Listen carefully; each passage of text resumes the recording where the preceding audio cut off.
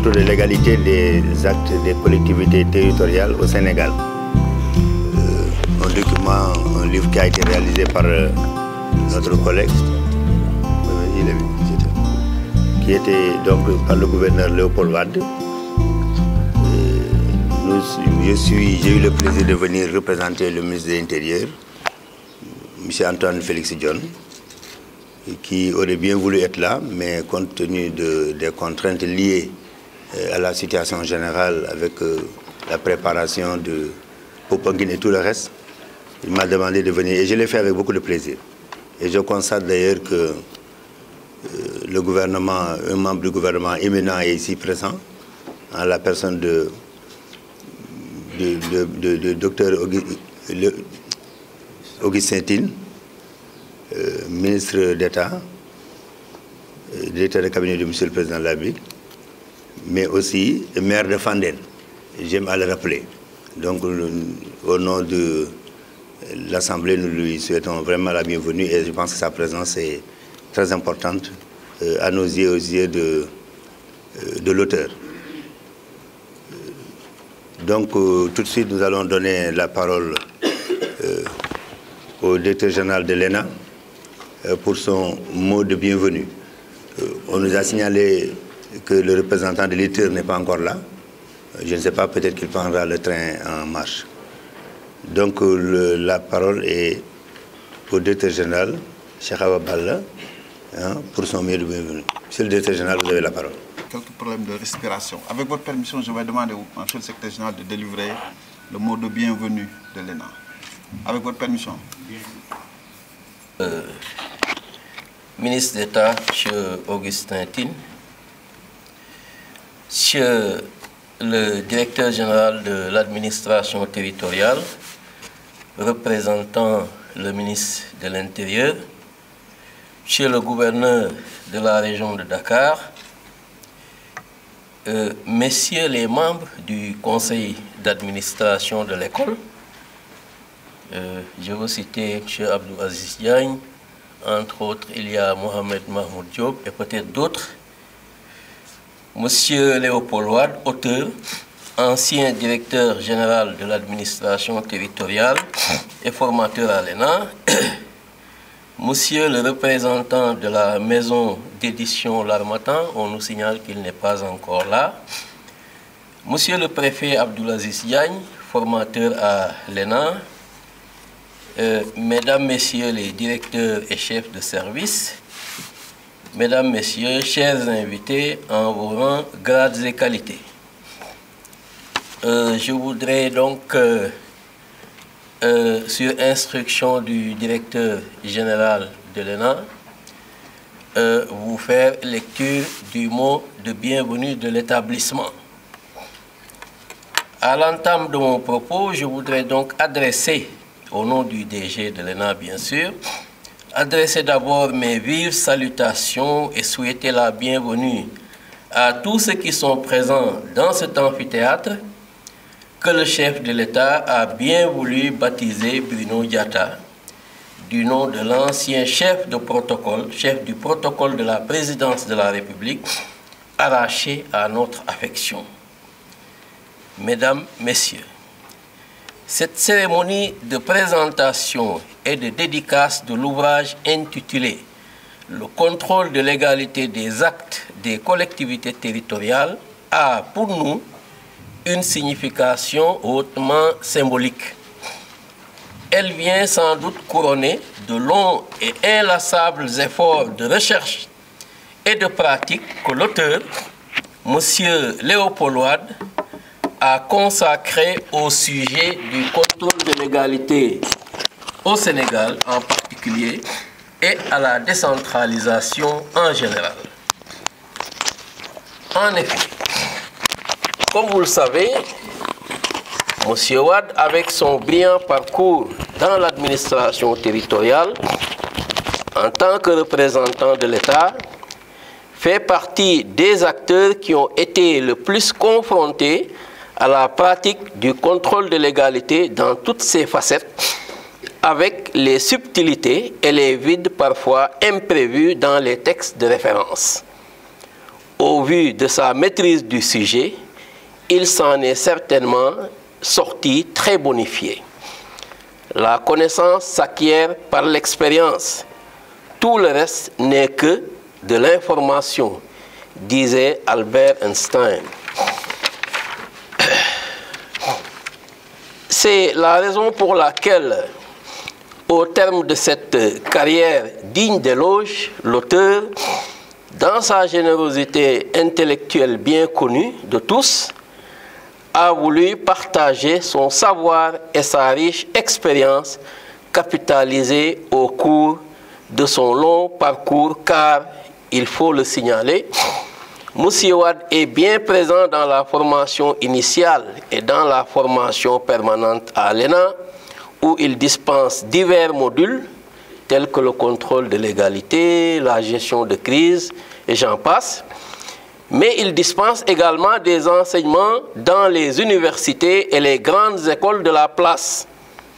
Il a été, naguère, membre du conseil d'administration de l'établissement. C'est pour dire que l'auteur, ancien directeur général de l'administration territoriale, n'a pas choisi le moment de la retraite pour se reposer, mais pour mieux être en capacité de servir son pays, pour mieux offrir sa disponibilité en acceptant de partager son expérience et ses connaissances avec les nouvelles générations. Monsieur Wade n'est donc pas à la retraite, il est juste en retrait. C'est le lieu de le remercier très sincèrement pour sa grande disponibilité au service de l'établissement. Et je suis honoré avec mon équipe, c'est le mot du directeur général, je suis honoré avec mon équipe que l'ENA soit choisi pour abriter cet événement de haut niveau. Je voudrais confondre dans mes remerciements les représentants de la maison d'édition L'Harmattan pour leur accompagnement. Comme nous le savons tous, leur contribution à la promotion de l'écriture et à la diffusion du savoir n'est plus à démontrer. Je voudrais aussi, devant cette assistance, renouveler mes remerciements au président et aux membres du conseil d'administration de l'école pour leurs bonnes orientations et leur soutien constant aux différents projets engagés par la direction générale de l'ENA. Je ne saurais terminer mon propos sans pour autant remercier notre frère et ami, le gouverneur de la région de Dakar, qui, pour toutes les bonnes causes, n'a jamais ménagé aucun effort pour accorder sa disponibilité malgré un agenda que nous imaginons très chargé ou très bien rempli. Enfin, monsieur le gouverneur ou bien le directeur général Amadou Sy, représentant le ministre, veuillez nous transmettre nos vives salutations et nos encouragements à monsieur le ministre Antoine Félix Diome, ministre de l'Intérieur, que nous remercions très sincèrement d'avoir accepté de faire présider cette rencontre organisée par un doyen de l'administration territoriale. En souhaitant plein succès à la cérémonie, je vous remercie de votre aimable attention. Monsieur le directeur général de l'administration territoriale, représentant Monsieur le ministre de l'Intérieur, Monsieur le gouverneur de la région de Dakar, Monsieur le directeur général de l'École nationale d'administration, très cher Léopold, Mesdames et Messieurs, distingués invités, que pourrais-je dire de plus sur Léopold Wade que je n'ai déjà dit dans la préface de son ouvrage qu'il m'a fait l'honneur de rédiger et de signer. Mission difficile, certes, mais prenante. Prenante parce que j'ai été aidé pour ce faire par quelques personnes qui ont connu cet homme hors pair et dont je déclinerai les noms tout à l'heure, chemin faisant. Parler de Léopold Wade, ici et maintenant, c'est inviter une nouvelle fois, je l'ai déjà fait dans la préface, inviter le lecteur à faire connaissance avec lui en ce jour mémorable qui nous réunit et qui donne à sa vie publique une autre dimension. Je ne doute pas un seul instant que le choix porté sur ma modeste personne pour parler de lui traduit la grande confiance qu'il me fait ainsi que l'admiration qu'il ne cesse de me marquer chaque jour un peu plus. C'est donc là que je vais trouver la force de relever le défi parce que honoré d'assumer cette délicate mission en essayant de maîtriser l'émotion qui m'envahit, qui m'étrangle même, en ce moment solennel. Il n'est pas courant, en effet, de voir un préfet rédiger et signer la préface du livre d'un gouverneur et de parler de lui publiquement. J'ai connu Léopold Wade de loin, pendant que nous servions ensemble la même administration territoriale dans des régions toujours différentes, sans jamais nous rencontrer.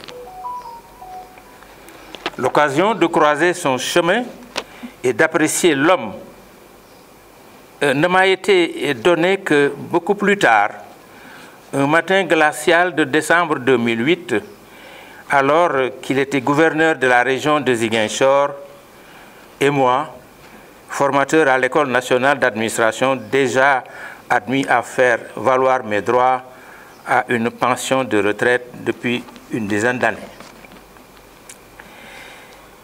C'est à la faveur d'un atelier de renforcement de capacité qu'il avait organisé au profit des autorités administratives de la dite région et chercher quelqu'un pour introduire l'un des thèmes retenus, l'éthique et la déontologie administrative. Et c'est sur recommandation insistante de ses adjoints d'alors, M. Paul John et Mortal Tin, qui m'avaient sans doute mieux connu que lui, que le gouverneur Wade, sans m'avoir peut-être jamais vu, avait consenti à me confier cette tâche. Ma prestation fut le point de départ d'un long et fructueux compagnonnage de deux hommes animés du même désir de toujours partager leur expérience et leurs connaissances. Selon le témoignage d'un de ses amis d'enfance, M. Thomas Diop, Léopold Wade est un homme armé d'une foi chrétienne inébranlable, viscéralement attaché à sa culture de Serer Non. Il fut d'ailleurs président de l'amicale des étudiants non de l'université Cheikh Anta Diop de Dakar et a participé activement à la codification de la langue non. Il a su donner à ses enfants, selon toujours M. Thomas Diop, une éducation religieuse exemplaire, aidée en cela par sa brave et infatigable épouse Adèle Mbaye, à qui je présente mes hommages déférents, sans oublier qu'il a toujours apporté à sa famille élargie un soutien constant. Il demeure aussi très proche de son peuple, tant dans les moments de joie que dans les moments de tristesse.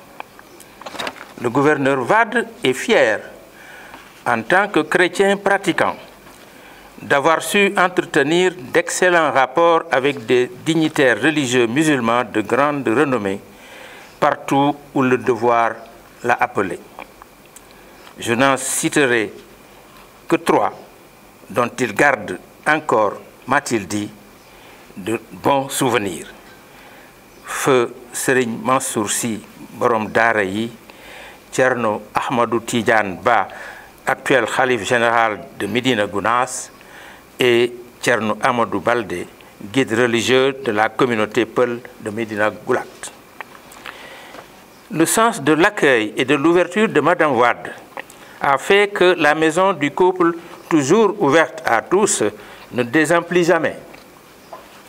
Léopold Wade est originaire de Lalane, petite bourgade du périmètre communal de Fandène, département de Thiès, blottie à proximité de la route nationale numéro 2, à quelques encablures au sortir de la cité du Rail en allant vers Tivaouane.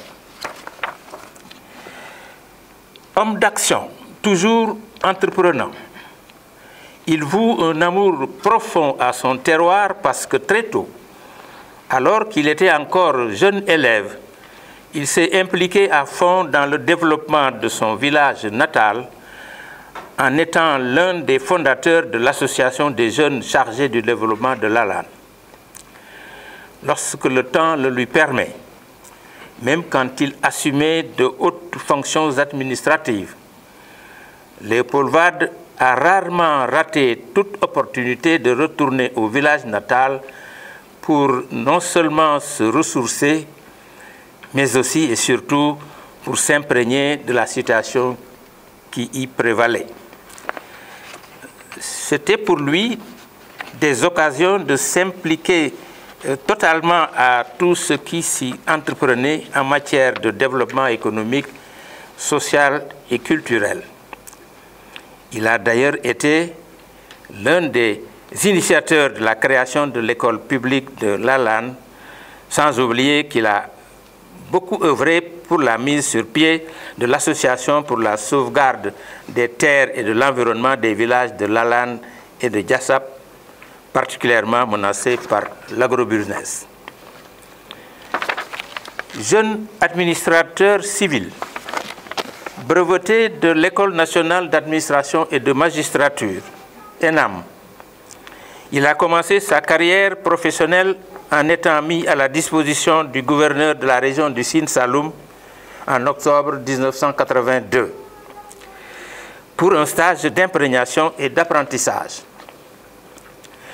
C'est certainement pour davantage connaître le monde rural et mieux le servir qu'il a demandé à aller poursuivre son stage dans l'arrondissement de Koungheul, très loin de la bruyante et vibrante ville de Kaolack. Il a ainsi découvert et aimé, à compter de cette date, l'administration territoriale auprès du sous-préfet administrateur civil comme lui, M. Abdourahmane Sy, qui a alors contribué à guider ses premiers pas dans l'administration.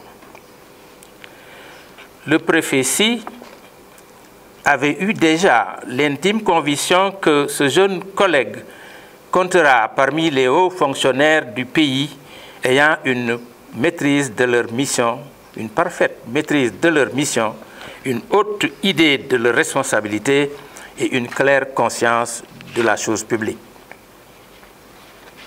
Léopold Wade a donc donné les plus belles années de sa vie active à l'administration territoriale, qu'il n'a du reste jamais quittée, jusqu'à sa retraite en 2015, après avoir occupé successivement les fonctions de sous-préfet d'arrondissement, de préfet de département, de gouverneur de région et de directeur général de l'administration territoriale. Sans risque de me tromper, je crois pouvoir affirmer qu'il doit être le seul administrateur civil à avoir fait ce remarquable et prestigieux parcours dans l'administration territoriale, ce qui lui a d'ailleurs procuré une très riche expérience de plus de 30 ans d'administration publique et de gestion des collectivités territoriales. Sa rigueur dans le travail, sa fermeté et son profond respect des principes qui sous-tendent l'administration ont fait de lui un homme d'organisation et de méthode qui s'est toujours distingué par sa ponctualité, sa régularité et son assiduité, son culte du travail bien fait. C'est quelqu'un qui a su manager admirablement avec leadership, hors pair, tous ceux qui ont servi sous son autorité. On le voit, les compétences de l'auteur dans les domaines de la déconcentration, de la décentralisation et plus particulièrement son expérience d'une vingtaine d'années de pratique du contrôle de légalité lui ont permis de constater des divergences dans l'interprétation des dispositions de la loi instituant ce nouveau type de contrôle administratif. La décentralisation, en effet, a fait naître au Sénégal de nombreux acteurs qui ne sont pas tous, hélas, de bons praticiens du droit. C'est fort de tout cela que finalement Léopold Wade a choisi de mettre à la disposition de ceux-là qui sont investis, qui sont intéressés par la matière, ce précieux guide qu'il a intitulé « Le contrôle de légalité des actes des collectivités territoriales au Sénégal ». L'ouvrage vient assurément à son heure parce que, justement, le Code général des collectivités territoriales a donné à la décentralisation une nouvelle dimension en substituant un contrôle administratif allégé, dit de légalité, à la notion de tutelle qui, du reste, a disparu du vocabulaire administratif. Ainsi, dans le nouveau dispositif, le représentant de l'État ne dispose plus de pouvoir d'annulation directe d'un acte des collectivités territoriales et ne peut désormais que saisir le juge administratif à cette fin, si l'acte lui semble entaché d'illégalité. Je n'en dirai pas plus, au risque de marcher sur la langue de monsieur le gouverneur Alassane Sall, que je salue au passage, le gouverneur de la région de Dakar, à qui je laisserai le soin de vous faire découvrir tout à l'heure l'ouvrage dans toute sa splendeur. Je ne saurais cependant terminer, et je me garderai d'ailleurs de vous dire qu'en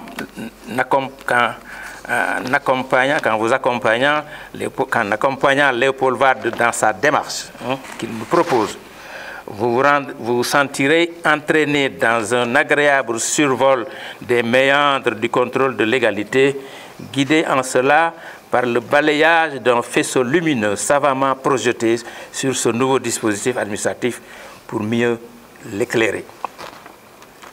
Il vous invitera aussi quelquefois à un atterrissage en douceur sur des terrains glissants avec arrêt sur l'image pour mieux appréhender certains aspects peu maîtrisés ou mal connus du contrôle. Je crois que je suis en train d'en dire un peu trop sur l'ouvrage.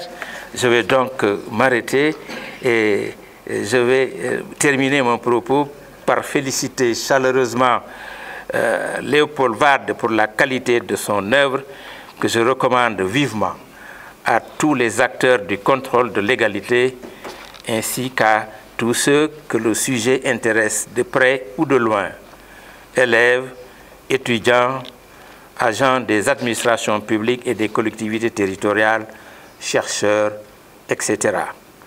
Alléluia, Léopold. Je vous remercie de votre attention. Monsieur le ministre d'État, Monsieur Augustin Tine, je voudrais vous saluer, me réjouir de votre présence à cette cérémonie. M'en réjouir, mais surtout vous en remercier.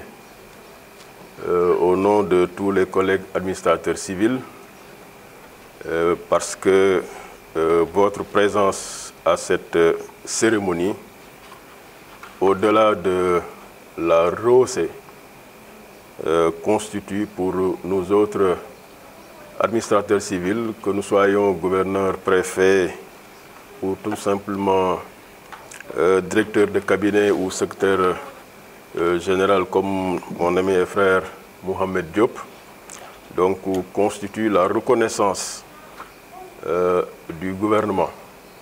Reconnaissance par rapport à ce que ces commis de l'État apportent comme contribution à la marche de l'État. Je voudrais donc vous en remercier et vous en féliciter. Monsieur le directeur général de l'administration territoriale, représentant Monsieur le ministre de l'Intérieur, Monsieur le directeur général de l'ENA, Monsieur le secrétaire général du ministère de la fonction publique, Mesdames, Messieurs les directeurs, Monsieur Abdul Aziz Diagne, que nous tous appelons affectueusement Pa Diagne, là également en reconnaissance à son encadrement, parce que la plupart d'entre nous avons été à son école. Il nous a formés, il nous a conseillés et il continue à nous encadrer. Et je voudrais donc le saluer, mais surtout le remercier pour tout cela. Hier déjà, j'échangeais avec un de mes adjoints, notamment l'adjoint au développement, Madame Ba. Alors elle vient me dire, ben, c'est demain la cérémonie de dédicace de l'ouvrage de Paléo. Alors je lui ai dit, mais le mot pas, je crois que voilà, c'est une marque déposée. C'est de lui, ça. Voilà. Donc, nous avons un Pa Diagne. Maintenant, nous avons Paléo. Et je me suis rendu compte que nous tous, avec Mohamed, nous commençons à prendre de l'âge. Alors, peut-être que d'ici quelques années, il y aura pas Mohamed et pas Alassane. Bon, alors, c'est dire donc l'affection que vos jeunes collègues ont pour vous. Que ce soit Pa Diagne ou Paléo et peut-être d'autres anciens. Je vois notamment le gouverneur Yandé Touré. Je voudrais donc, Pa Diagne, vous saluer. Saluer également Paléo. Alors qu'à l'époque, nous appelions Léo tout simplement. Quand je dis à l'époque, je pense aux années 2000-2002 jusqu'en 2005. Et j'y reviendrai dans le cadre de la présentation de l'ouvrage. Je voudrais le saluer, le remercier, mais lui rendre un vibrant hommage. Il m'a choisi pour présenter l'ouvrage. Je ne suis pas un professeur d'université. Je ne suis pas un homme de lettres. Encore moins un critique littéraire. Mais malgré tout, il m'a choisi. Je me suis posé la question de savoir le pourquoi de ce choix. J'ai réfléchi. Finalement, je n'ai pas eu de réponse. Seulement un début de réponse. Et je me suis dit, il m'a certainement choisi parce qu'il a contribué à ma formation. Il me connaît et certainement estime que je devrais être en mesure de présenter l'ouvrage, faisant confiance au savoir qu'il a certainement eu à m'inculquer, alors qu'à l'époque j'étais adjoint au gouverneur de la région de Fatick et lui-même préfet du département de Foundiougne. Je me suis dit, c'est peut-être cela. Mais là où j'ai véritablement une certitude, c'est le fait d'avoir accepté, c'est-à-dire le pourquoi. Pourquoi moi j'ai accepté de présenter l'ouvrage. Là au moins, j'ai des réponses. J'ai accepté parce que je connais l'homme, je lui voue respect, estime et considération. Je l'apprécie et je sais que c'est quelqu'un qui connaît son métier, qui maîtrise la matière et qui est rigoureux dans la démarche. Je l'ai connu donc préfet de département, moi-même jeune administrateur civil sortant de l'ENA, faisant donc mes premiers pas dans l'administration en général et l'administration territoriale en particulier. À l'époque, j'étais avec le doyen Mbodj, Mamadou Mbodj comme adjoint administratif et moi-même adjoint au développement. Et nous travaillions sous l'autorité du gouverneur El Hadj Diallo, qui entre-temps a pris sa retraite. Donc, nous apprenions le métier. Le métier, c'était certes l'animation de la circonscription, mais surtout l'exercice du contrôle de légalité. Parce qu'à l'époque, ne l'oublions pas, le gouverneur de région était représentant de l'État auprès du conseil régional, donc de la région collectivité territoriale. Depuis lors, certes, beaucoup d'eau a coulé sous les ponts, mais les fondamentaux restent les mêmes.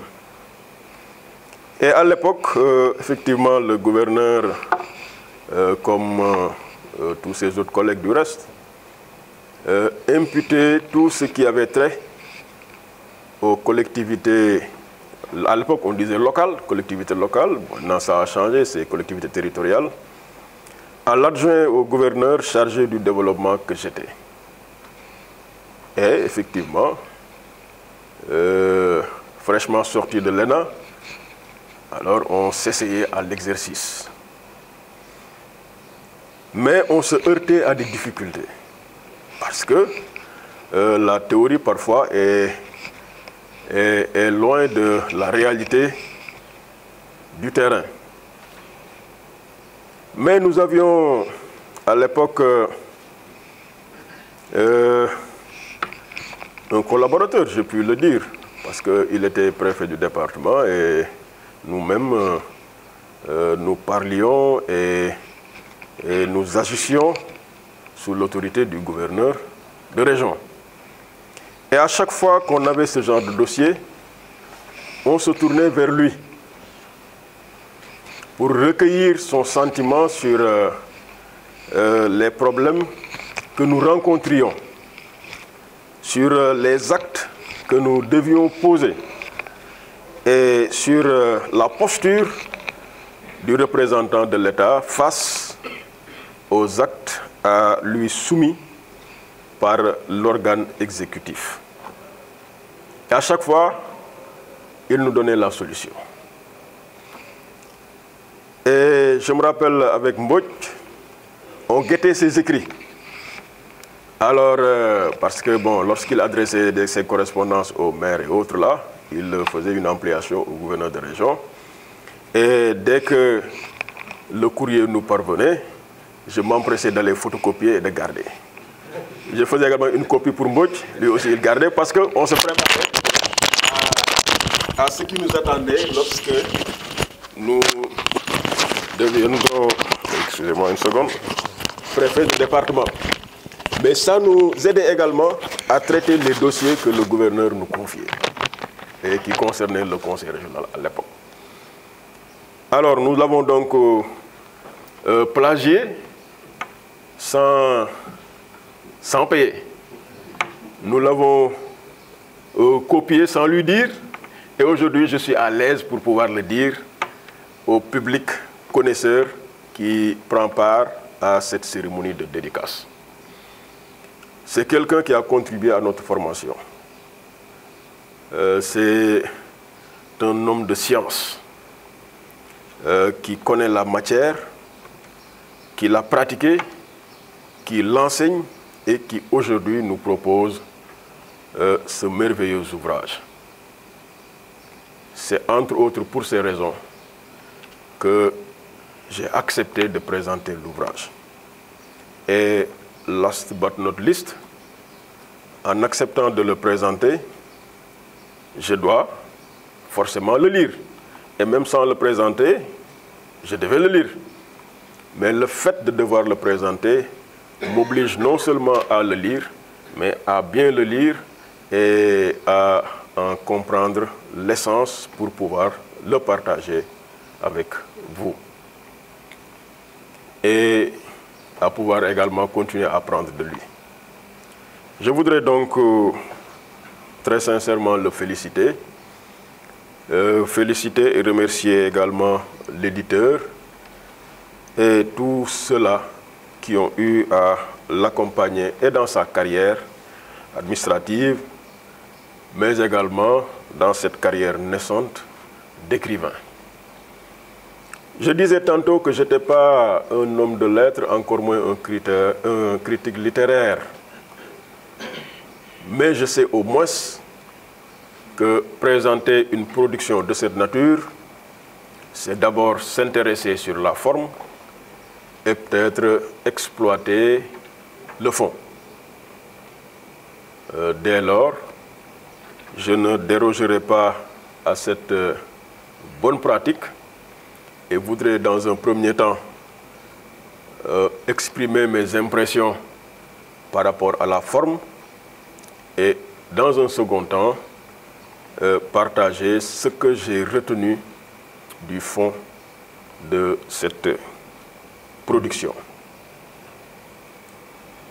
Alors, sur la forme, l'on peut retenir que M. Léopold Wade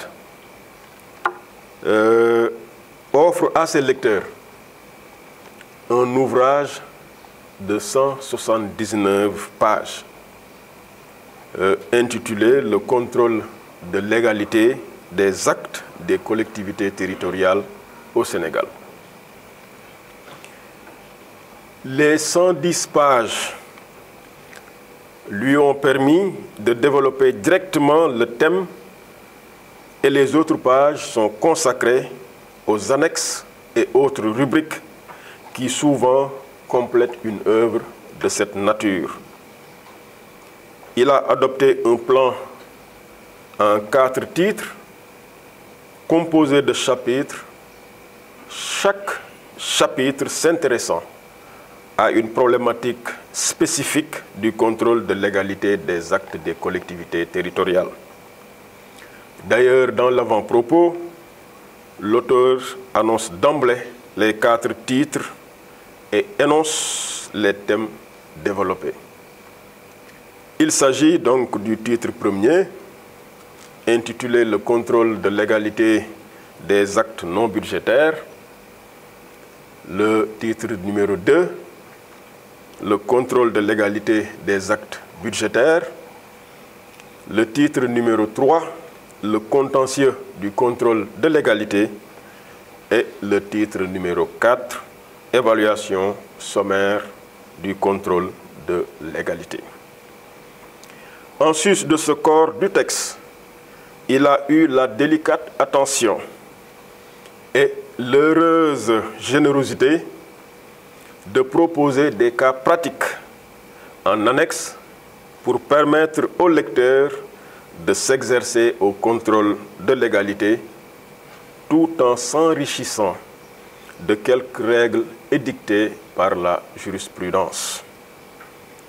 Le plan est d'une parfaite cohérence, en ce sens qu'il suit les différentes étapes du processus du contrôle de légalité tel que prévu par le législateur dans le Code général des collectivités territoriales. En plus d'être cohérent, le plan est d'un équilibre parfait et a l'avantage d'être aéré, permettant au lecteur d'aller directement au thème de son choix et d'y trouver les réponses à ses interrogations, car en vérité, chaque chapitre de l'ouvrage explore un point précis du contrôle de légalité. De lecture aisée, l'ouvrage écrit dans un français de qualité, profond par moments, académique par endroits, mais toujours accessible à toutes les catégories de lecteurs, respecte les fondamentaux de l'écriture.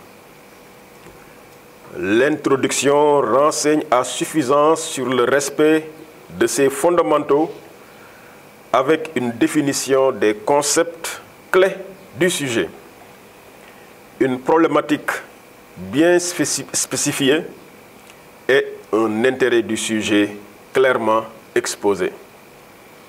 Le nombre impressionnant de références en bas de page témoigne du travail de recherche effectué par l'auteur, de la rigueur du travail, de la richesse de la documentation et de l'honnêteté intellectuelle de M. Wade, qui partage avec ses lecteurs l'ensemble de ses sources. Le style est agréable. L'enchaînement des idées est cohérent. Les conclusions découlent parfois d'une prise de position assumée de l'auteur, découlant parfois d'une prise de position assumée de l'auteur, sont instructives et constructives. Un bon pédagogue, il a bouclé sa réflexion en formulant des recommandations. Tout lecteur donc en formulant des recommandations que tout lecteur est en droit d'attendre d'une production d'un niveau si élevé. Dans le fond, l'auteur s'attaque à une question d'une importance capitale. Pour notre politique de décentralisation, il s'agit du contrôle de légalité des actes des collectivités territoriales. En effet, et Padiagne vient de le rappeler, depuis 1996, à la faveur de la régionalisation, à l'époque on parlait de politique de régionalisation pour caractériser la réforme de 1996, entrée en vigueur en 1997. Et en annonçant ce paragraphe, je salue Madame la directrice des collectivités territoriales. Donc, depuis 1996, donc à la faveur de la régionalisation, le contrôle dit de simple légalité s'est substitué à la tutelle qui jusque-là caractérisait les relations entre l'État et les collectivités territoriales.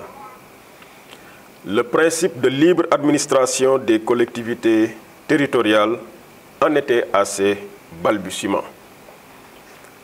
Celles-ci, donc les collectivités territoriales, s'administrant librement, l'État s'assurant du respect des lois et règlements à travers un contrôle exercé par ses représentants qui, depuis 2013, avec l'entrée en vigueur de l'acte 3 de la décentralisation, sont les préfets et les sous-préfets. Le gouverneur, donc, semble disparaître du dispositif. Qu'est-ce donc le contrôle de légalité des actes des collectivités territoriales concernés par ce contrôle? Quels sont les acteurs du contrôle de légalité et leur rôle respectif? Dans quel délai le contrôle doit-il s'exercer? Quelle est la sanction d'un acte entaché d'illégalité? Quel doit être le comportement du représentant de l'État à chaque étape du contrôle? Comment est organisé le contentieux du contrôle? Quelles sont les limites du contrôle? Comment améliorer le dispositif de contrôle de façon à le rendre plus performant? Ce sont là quelques questions parmi tant d'autres que l'auteur a développées et auxquelles il a apporté de manière admirable des réponses pertinentes et instructives, basées sur les dispositions du Code général des collectivités territoriales, la jurisprudence existante, mais également sur la pratique connue et reconnue, ou tout simplement sur son expérience personnelle, car ne l'oublions pas, il a lui-même été représentant de l'État. Il a été sous-préfet d'arrondissement, préfet de département, gouverneur de région pour terminer sa carrière au poste de directeur général de l'administration territoriale. Dès l'introduction, il a réglé la question des notions de décentralisation et de déconcentration comme système de gestion administrative adopté par le Sénégal, non sans donner une définition précise de ce que le législateur entend par contrôle de légalité des actes des collectivités territoriales, qu'il a abordé sous son aspect formel d'une part et puis matériel d'autre part. Pour une analyse aisée de son thème, M. Léopold Wade a estimé fort judicieusement devoir faire le distinguo entre le contrôle des actes non budgétaires, c'est le titre premier, et le contrôle des actes budgétaires, le titre 2, tout en prenant le soin de préciser cependant que ces deux catégories d'actes relèvent du même contrôle de légalité. Ainsi, dans son titre premier, l'on se renseigne sur le champ d'application du contrôle de légalité, s'informant au passage sur les personnes morales concernées, les actes soumis au contrôle et cités par les articles 243, 244 et 245 du Code général des collectivités territoriales, mais également les acteurs du contrôle et j'en passe. D'ailleurs, abordant le chapitre sur les acteurs du contrôle, après une analyse approfondie, l'auteur tranche le débat sur le rôle de l'autorité hiérarchique dans le contrôle de légalité.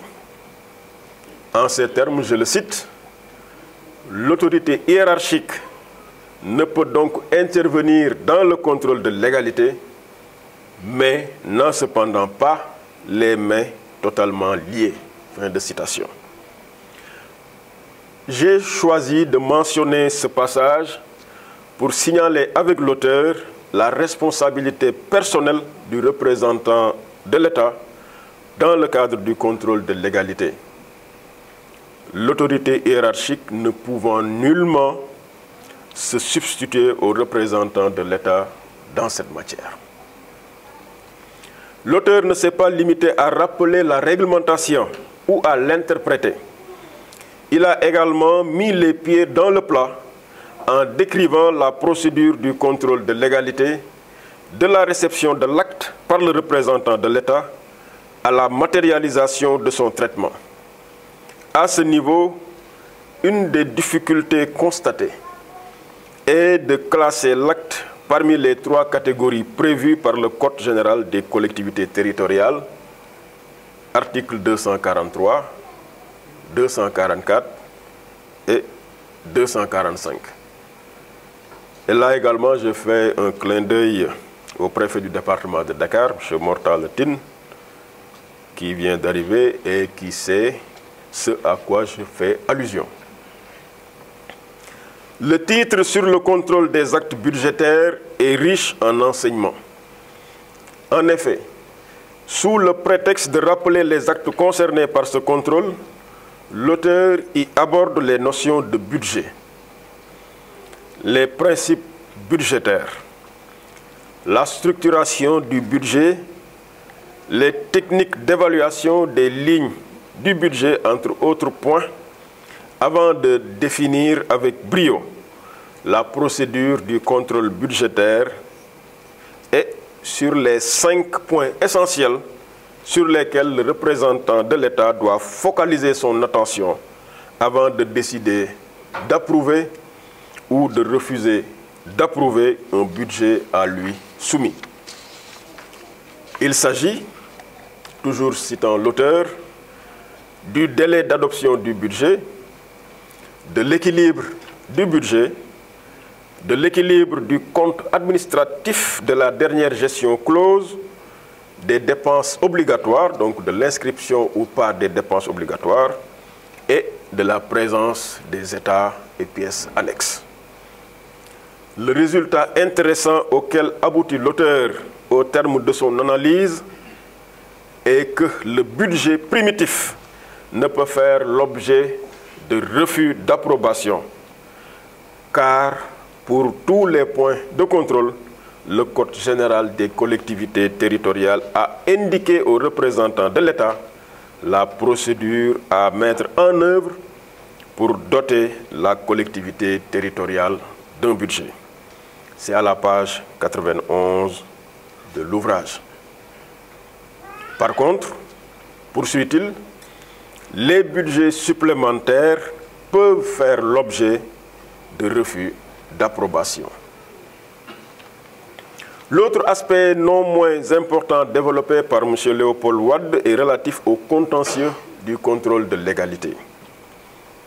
À cet effet, le titre 3 de l'ouvrage constitue une référence, un véritable chef-d'œuvre. Les deux chapitres traitent d'une part des sources du contentieux et d'autre part de la procédure contentieuse en tant que telle. En définitive, le contentieux peut être provoqué par le représentant de l'État, agissant de son propre chef, ou saisi par une personne s'estimant lésée. Il peut également être le fait d'un particulier, ou tout simplement de l'autorité locale, s'insurgeant contre le refus d'approbation d'un acte ressortissant de ce prévu par l'article 245 du Code. L'institution judiciaire compétente pour connaître du contentieux du contrôle de légalité des actes des collectivités territoriales est la Cour suprême, dont la saisine obéit à des règles précisées par l'auteur au chapitre 2 du titre 3. Toute politique devant être évaluée aux fins de s'accorder sur les mesures d'amélioration, le cas échéant, l'auteur, en bon pédagogue, s'est essayé à la tâche, s'en acquittant merveilleusement. Les limites du contrôle sont abordées sans complaisance et exposées avec objectivité au chapitre 1er du titre 4. Ces limites sont aussi bien imputables aux représentants de l'État qu'à l'exécutif local. La rareté du contentieux explique, du reste, la pauvreté de notre jurisprudence en droit des collectivités territoriales. Pour pallier ces dysfonctionnements, l'auteur propose des pistes de solutions en formulant des recommandations à même d'améliorer le dispositif de contrôle. C'est l'essence du dernier chapitre de l'ouvrage. Il s'agira, entre autres, de compléter le dispositif réglementaire du Code général des collectivités territoriales. Madame la DCT a de la matière. De conformer le profil du représentant de l'État aux exigences des fonctions. Assez souvent, nous en discutons. Le préfet de Dakar peut le confirmer. Lui-même, en tant que formateur, donc l'auteur et Padiagne peuvent en témoigner. Il s'agira également d'améliorer la gouvernance administrative des collectivités territoriales, mais, et c'est important, très intéressant, de rendre plus accessible le juge administratif. L'auteur a démontré qu'il n'est pas évident d'accéder à ce juge compte tenu des distances, parce que ceux-là qui sont dans les régions doivent faire mouvement vers Dakar. Ensuite, les procédures de saisine ne sont pas maîtrisées, etc., etc. Donc, il va falloir réfléchir donc, aux voies et moyens de rendre davantage accessible le juge administratif en allégeant un tout petit peu les procédures. La décentralisation est une politique que l'on commence, mais qui ne se termine jamais. A-t-on coutume de dire, il importe de l'évaluer assez souvent, de toujours l'améliorer, de l'approfondir autant que possible. Pour cela, chaque acteur a son rôle à jouer. Léopold Wade vient d'apporter une contribution de taille à travers son ouvrage sur le contrôle de légalité des actes des collectivités territoriales au Sénégal, proposant des pistes d'amélioration du système de contrôle, rejoignant Montesquieu qui estime qu'il est impérieux que la loi arrête la loi en politique de décentralisation pour éviter les abus, les dérapages et les confusions. En effet, selon ce brillant penseur, tout homme ayant du pouvoir a tendance à en user, mais surtout à en abuser, jusqu'à ce qu'il trouve des limites, ajoutant même que la vertu a besoin de limites. C'est pourquoi une bonne politique de décentralisation doit s'accompagner d'un bon système de contrôle, exercé par des représentants de l'État répondant au profil de l'emploi, des citoyens impliqués, des exécutifs engagés, tous s'appuyant sur un juge à portée de main.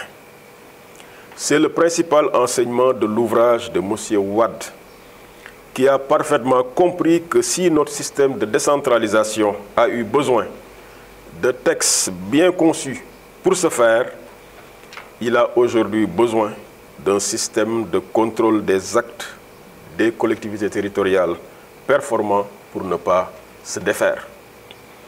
Je voudrais lui tirer mon chapeau et apprécier certainement avec l'ensemble des lecteurs qui auront la chance de s'y frotter la qualité de l'ouvrage, la profondeur de la réflexion, la rectitude dans la démarche, la clarté des idées, la justesse des conclusions et la pertinence des propositions.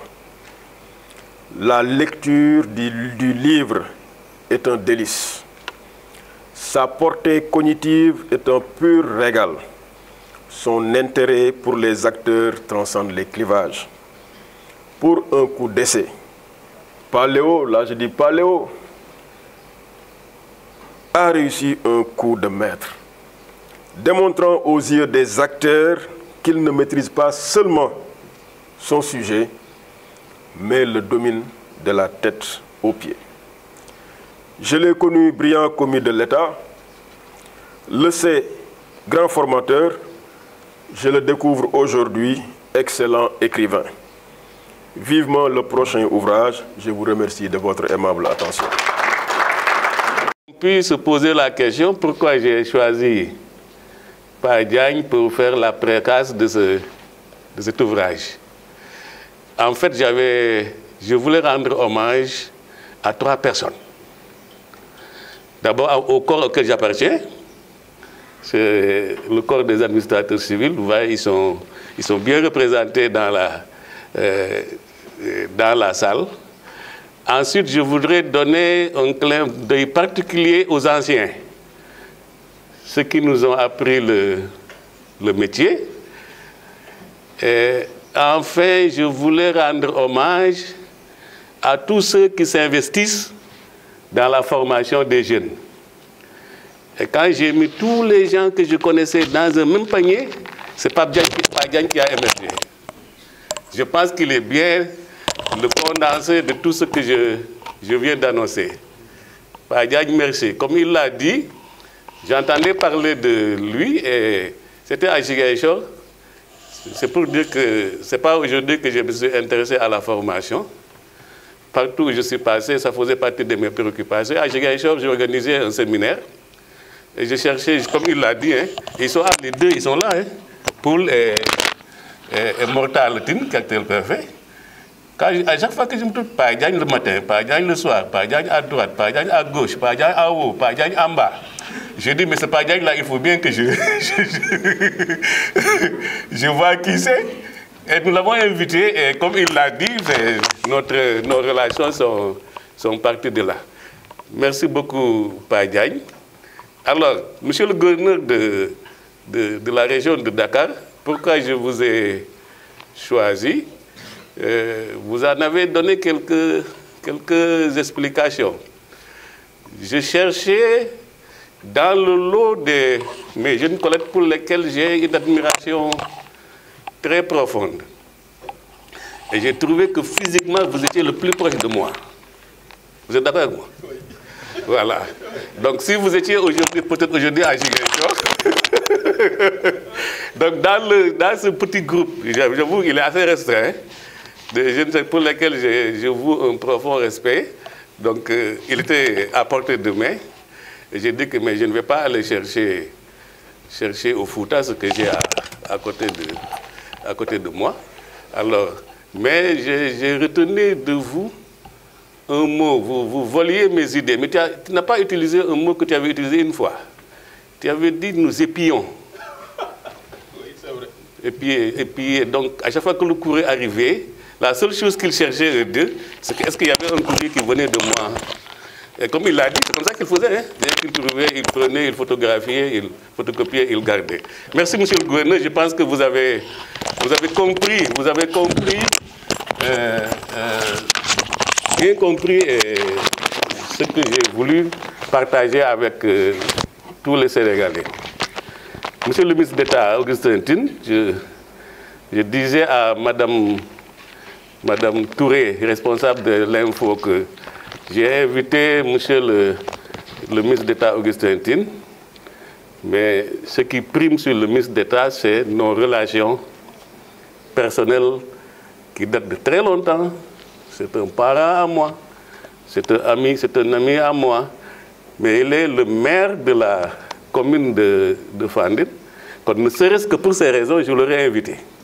Et j'y ajoute le plaisir d'inviter un ministre d'État. Ma famille est là, mon épouse, mes enfants, mon neveu, les plus beaux de mes fils, n'est-ce pas? Donc, je l'ai aperçu tout à l'heure, il est parti. Je t'ai vu. Ben, donc, tout le monde, tous ceux qui sont là, vraiment, merci beaucoup. Alors, deuxième mot, voilà, je te vois. Mon ami Agne, monsieur Agne, je vous ai vu. Merci, madame la directrice. Alors, Payande, voilà, au nom de l'amicale de l'association des anciens gouverneurs, est là. Nicolas, voilà, je vous salue tous, je vous ai tous vus. Alors, qu'est-ce qui m'a motivé? L'autre jour, j'écoutais sur une chaîne, j'ai entendu quelqu'un qui disait que quand il a demandé à un écrivain « Pourquoi tu écris ?» Le gars lui a répondu « J'écris pour que le dernier mot ne revienne pas à la mort. Donc, j'écris pour que la mort n'ait pas le dernier mot. » J'ai retenu cette phrase. Ça veut dire pour lui, quand vous écrivez, vous ne mourrez pas. Même si vous mourrez, vos idées resteront, et j'ai retenu. Et ça fait partie de mes motivations. Mais également, j'ai été très encouragé par les élèves que j'ai eus à l'ENA, qui ne cessaient presque de me presser pour leur dire monsieur, il faut écrire, monsieur, il faut écrire, surtout sur le cours de contrôle de l'égalité. Ils ont tellement insisté que j'ai été obligé de plonger. J'espère que je n'ai pas déçu leur attente. J'espère que je ne vais pas décevoir tous ceux qui auront le plaisir de lire, mais ce n'est pas un roman que je pense que c'est un livre qu'il faut, si on veut qu'il soit utile, qu'il faut qu'il soit à portée. J'ai toujours réfuté l'idée à portée de main, je dis toujours à portée d'yeux. Parce qu'on peut avoir un document à portée de main et ne jamais l'ouvrir. Mais quand vous l'avez à portée des yeux, vous le regardez de temps en temps. C'est ça que je suggère. N'est-ce pas? Et je sais, d'après les échos que j'ai eus, la semaine dernière, j'étais en séminaire avec les sous-préfets. Avant qu'on ne quitte le séminaire, ils ont tous commandé le livre. Bon, J'espère parce qu'ils ont trouvé là-dedans des choses qui peuvent leur être utiles. Voilà donc en très peu de mots ce que je veux dire. Monsieur le chef de village adjoint de Lalane, je vous demande de traduire à Monsieur le ministre de l'Intérieur tous mes remerciements. C'est le chef de village, moi je suis le chef de village de Diatar, son village natal au Fouta. Et l'histoire, c'est quand j'étais à Saint-Louis, ils avaient un contentieux de chefferie de village là, qui était très sérieux. Quand un gouverneur se déplace pour régler un problème de chefferie de village, c'est parce que c'est sérieux. Et quand je suis là, je lui ai dit, bon, si vous n'arrivez pas à vous entendre, c'est réglé maintenant. Vous vous disputez pas au chef de village. Maintenant, je suis votre chef de village. Et personne de vous ne peut... Alors, lui, pour me rendre la monnaie, il s'est déclaré chef de village de Lalane. Mais quand il a rencontré le chef de village de Lalane, il a pris peur. Et il a dit que, bon, maintenant, je vais me contenter d'être adjoint au chef de village de Lalane. C'est pourquoi il est adjoint au chef de village. Joseph Ndour, paysan, je t'ai vu, paysan. Bien. Voilà les quelques mots sur le détergent que je voulais vous dire et je vous remercie de votre attention. Monsieur le ministre d'État, Monsieur le gouverneur, le représentant du ministre de l'Intérieur, Monsieur... J'ai oublié son nom, mais paraît-il c'est lui qui a présenté l'œuvre. C'est ça, voilà. Merci beaucoup, c'est un plaisir d'être là. C'est Dr Abdoulaye Diallo qui m'a demandé de venir le représenter en tant que membre du service d'évaluation de l'Harmattan Sénégal. Ce qui veut dire que tout ouvrage en état de manuscrit passe par notre service pour soit être validé, soit rendu à l'auteur. J'ai eu la chance, cet ouvrage, lorsque, comme l'a donné pour lecture, déjà m'étais-je dit, qui suis-je, moi, pour oser rendre ce manuscrit à l'auteur et dire qu'on ne peut pas publier pour X raisons scientifiques. J'en suis très petit déjà. Ça, c'est le rapport, la relation que j'ai eue avec le manuscrit. L'autre point essentiel, en arrivant dans la salle, je venais tout juste de quitter une autre cérémonie de dédicace écrite d'un livre écrit par un jeune auteur qui n'a même pas 30 ans. Et là-bas, j'y disais qu'il faudrait que l'on se rapproche de ceux-là qui ont une très grande expérience étatique, d'une part, mais d'autre part que nous, jeunes aussi, que nous acceptions d'être formés et que nous refusions enfin d'être toujours derrière, puisque l'avenir de ce pays se jouera entre jeunes, mais surtout de ces jeunes-là formés par l'expérience de la sagesse, mais également l'expérience de la compétence. Et quand j'arrive maintenant dans cette salle et que j'y retrouve de tels profils et de telles autorités, je me suis dit, Dieu merci, ce que je disais tout à l'heure ne sera que le prolongement de ce que je viens d'entendre ici. Parce que tout simplement, les éditions L'Harmattan Sénégal se sont donné une mission, celle d'accompagner les jeunes auteurs, soit qui écrivent dans la pure littérature, roman, théâtre, poésie, ou alors qui s'orientent vers des domaines scientifiques. Et c'est dans ce registre que s'inscrit ce livre, parce que dans ce pays, encore une fois de plus, nous avons besoin de toute cette expérience glanée par nos aînés, nos papas et nos mamans qui ont au moins une expérience de 30 à 40 ans dans l'administration. Ce serait terrible, comme l'a dit Léopold tout à l'heure, si la mort arrive à avoir le dernier mot. Donc, c'est toujours un plaisir pour nous, jeunes, de vous lire, mais encore un immense plaisir pour moi de recevoir souvent des documents venant de hautes autorités pour que nous puissions les évaluer et ensuite les publier. Et il arrive souvent que ces ouvrages-là, il y a une étape que l'on appelle la fabrication de l'ouvrage, que l'on ait même envie que l'on nous confie le manuscrit qu'on puisse flirter avec le livre, tout simplement parce que nous savons qu'il y a énormément d'expériences que nous pouvons acquérir dedans. D'ailleurs, c'est ce qui fait souvent qu'il arrive qu'un sujet, qu'on nous interpelle sur un sujet, qu'on puisse en parler, non pas avec aisance, mais tout simplement parce qu'on tire dans notre gibecière de lecture à travers les évaluations que nous avons eu à faire pour les exposer au public. C'est pourquoi c'est vraiment un plaisir pour les éditions L'Harmattan Sénégal de vous avoir accompagné dans l'édition de cet ouvrage et espérons qu'il y aura prochainement d'autres manuscrits qui nous seront soumis et édités dans les éditions L'Harmattan Sénégal.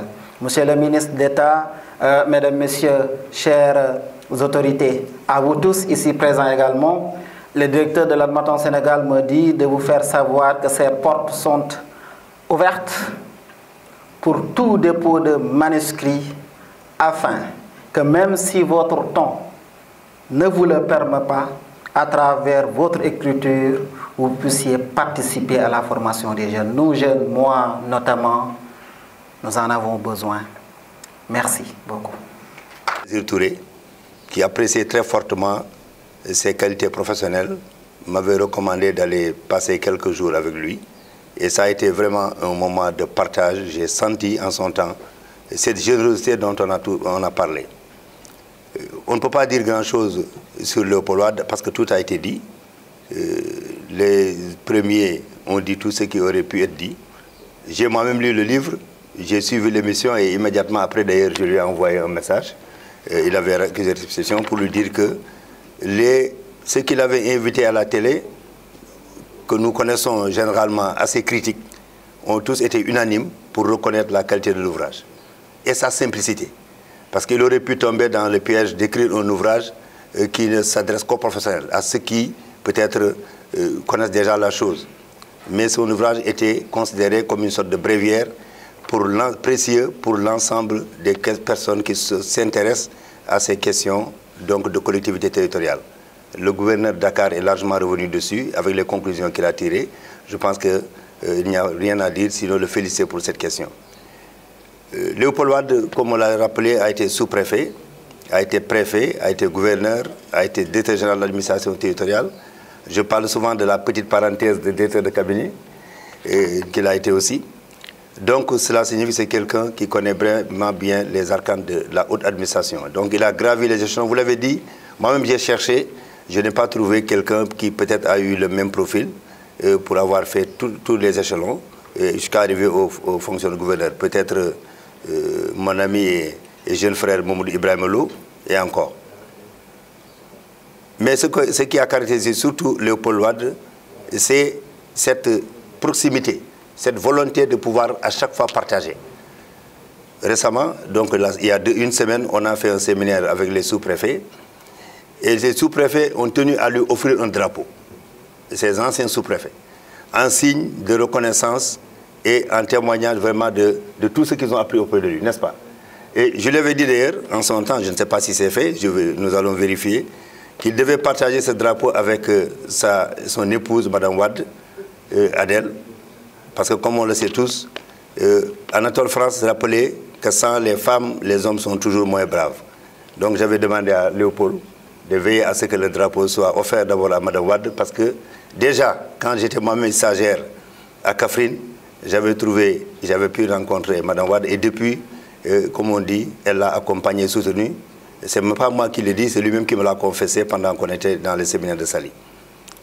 Donc je voudrais rappeler cette question de générosité et de proximité du gouverneur Wade avec l'ensemble des personnes qu'il a connues. Il l'a rappelé tantôt, si on vérifie ces différentes, dans les péripéties de ces différentes fonctions, on se rend compte qu'il a pu tisser des relations très particulières avec l'ensemble des responsables des villages et des localités qu'il a fréquentés. Il a parlé tantôt de mon village, j'aurais parlé d'autres villages où il a été connu et reconnu, surtout pour cette volonté de vouloir à chaque fois, en tant que représentant de l'État, aider les populations. Et récemment, on a rappelé, quand il était sous-préfet quelque part, qu'il était obligé d'amener à chaque fois dans sa camionnette beaucoup de barils d'eau pour les remplir et venir les offrir à des villageois qui n'en avaient pas suffisamment. Donc ça, il prenait vraiment très à cœur sa fonction.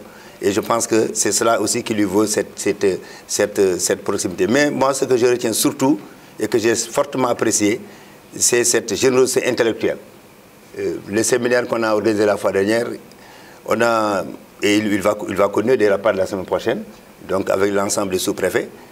Nous avons tenu, d'ailleurs c'était avant la publication de son livre, mais on a estimé que les sous-préfets, surtout ceux qui viennent d'être nommés avec les nouveaux maires aussi qui sont élus, qu'il fallait véritablement faciliter les relations de collaboration. Et pour cela, nous avons estimé que Léopold était bien placé pour aider les sous-préfets à mieux apprendre les différentes questions qui pouvaient donc les intéresser, surtout dans les relations avec les responsables des collectivités territoriales.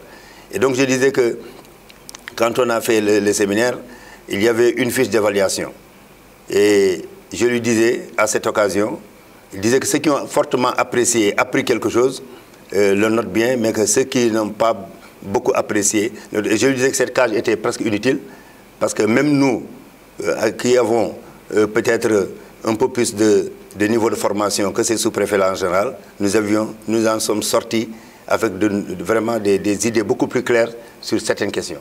Et l'inspecteur de l'administration territoriale, M. Ndiaye, Abdourahmane Ndiaye, qui d'ailleurs nous restitue l'essentiel des documents qui sont tirés de ces sorties au niveau des autorités administratives, a fortement apprécié cette formation qu'on a eue, parce que nous sommes certains que avec cet ouvrage, mais surtout avec la disponibilité de Léo, que nous allons pouvoir faciliter et peut-être transcender beaucoup de questions qui étaient là entre les maires et les sous-préfets en général. Et pour terminer, je voudrais dire que je suis certain que cet ouvrage de Léopold ne sera pas le dernier, parce qu'il y a encore beaucoup d'autres choses qu'il peut dire sur des sujets importants relatifs à la vie administrative. Donc je voulais le féliciter et le remercier au nom du ministre de l'Intérieur, et je vous remercie de votre aimable attention.